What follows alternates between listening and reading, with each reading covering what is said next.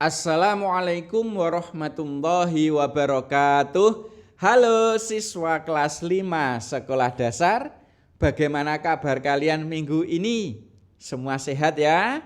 Alhamdulillah jika semuanya sehat. Ingat tetap jaga kesehatan.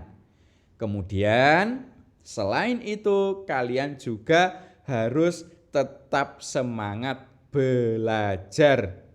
Bagaimanapun keadaannya, kalian harus tetap belajar.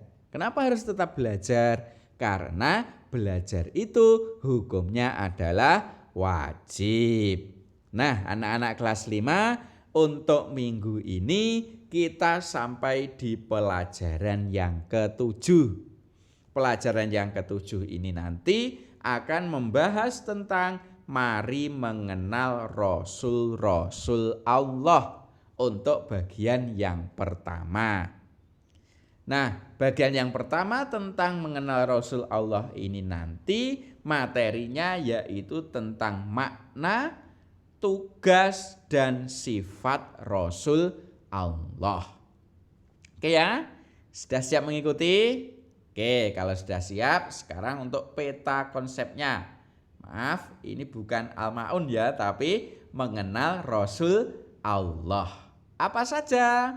Yang pertama, yaitu kita nanti akan belajar untuk memahami makna Rasul Allah. Jadi Rasul Allah itu maknanya apa? Nanti akan kita pelajari. Setelah itu kita nanti juga akan mempelajari, akan belajar memahami tugas dan sifat dari Rasul Allah. Jadi Rasul Allah itu tugasnya apa? Sifatnya bagaimana? Nanti akan kita bahas bersama-sama. Kemudian setelah membahas itu, nanti kita akan mencoba untuk membiasakan bersifat seperti Rasul Allah. Jadi ketika setelah selesai pelajaran ini nanti kita semua berharap kita bisa membiasakan diri sesuai dengan sifat-sifat Rasul Allah. Itu adalah peta konsep untuk materi kali ini. Kita lanjutkan tentang makna Rasul Allah. Apa makna dari Rasul Allah itu? Ada yang tahu? Nah, anak-anak, Rasul Allah itu merupakan rukun iman yang keempat. Jadi kita itu harus beriman. Iman itu artinya apa? Iman itu artinya percaya. Percaya tentang apa? Percaya bahwa Allah itu benar-benar mengutus Rasul Allah. Kalian masih ingat rukun iman itu ada berapa? Apakah ada 4? Kurang betul. Rukun iman itu ada 6. Yang pertama, iman kepada Allah. Yang kedua, iman kepada malaikat Allah. Yang ketiga, iman kepada kitab Allah. Yang keempat, iman kepada Rasul Allah. Yang kelima nanti iman kepada hari kiamat. Dan yang terakhir keenam, iman kepada qada dan qadar. Kita membahas iman kepada Rasul Allah. Rasul Allah itu yang wajib kita ketahui ada 25 Rasul. Sebenarnya masih banyak ya, tapi yang wajib kita imani, yang wajib kita percayai, Rasul Allah itu ada 25 Rasul. Nah, Rasul itu menurut bahasa artinya adalah utusan. Kalau Rasul Allah berarti ya utusan Allah. Kemudian kalau makna Rasul Allah menurut istilah adalah orang laki-laki pilihan Allah yang diberi wahyu untuk dirinya sendiri dan wajib disampaikan kepada umatnya. Itu pengertian menurut istilah. Ya. Jadi Rasul Allah itu adalah orang laki-laki. Tidak ada Rasul Allah yang perempuan. Karena memang pengertiannya Rasul Allah itu adalah orang laki-laki. Orang laki-laki itu merupakan pilihan Allah. Kemudian orang laki-laki tersebut diberi wahyu oleh Allah. Selain untuk dirinya sendiri, juga wajib disampaikan kepada umatnya. Ini berbeda dengan nabi. Jadi kan ada nabi, ada rasul, ya kan? Apa kira-kira perbedaannya? Perbedaan antara rasul dengan nabi itu, kalau nabi merupakan orang pilihan Allah yang diberi wahyu hanya untuk dirinya sendiri. Artinya nabi itu meskipun diberi wahyu oleh Allah, tapi tidak wajib menyampaikan kepada umatnya. Tapi kalau rasul itu diberi wahyu oleh Allah, selain untuk dirinya sendiri, wajib disampaikan kepada umatnya. Kira-kira contoh nabi siapa yang bukan rasul? Contohnya misal Nabi Khidir. Nabi Khidir itu nabi, tapi beliau tidak berkewajiban untuk menyampaikan kepada umatnya. Jadi menerima wahyu itu untuk dirinya sendiri. Jadi dengan demikian, kalau rasul itu pasti nabi, tapi kalau nabi itu belum tentu rasul. Itu ya makna Rasul Allah. Sekarang tugasnya. Kira-kira tugas dari Rasul Allah itu apa? Yang pertama, tugas Rasul Allah itu untuk memberikan kabar gembira kepada umatnya. Kabar gembira apa? Tentunya kabar gembira ini ditujukan terhadap orang-orang yang mentaati perintah Allah.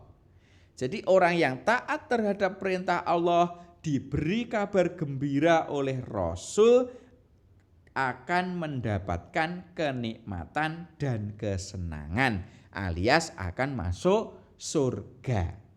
Nah, yang memberi kabar gembira ini merupakan tugas dari Rasul Allah.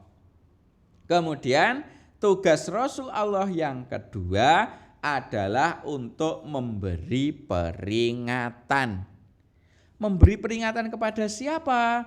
Memberi peringatan terhadap orang-orang yang ingkar kepada Allah atau orang-orang yang tidak mau beriman kepada Allah. Peringatannya apa? Peringatannya, kalau nanti tetap ingkar akan mendapatkan balasan yang buruk, yaitu akan masuk ke neraka. Nah, yang bertugas memberi peringatan tersebut adalah Rasul Allah. Itu tugas yang kedua.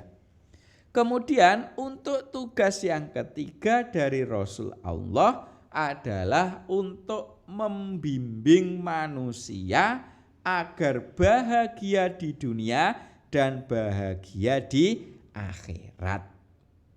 Karena manusia itu pada hakikatnya dia berharap akan bahagia di dunia dan bahagia di akhirat.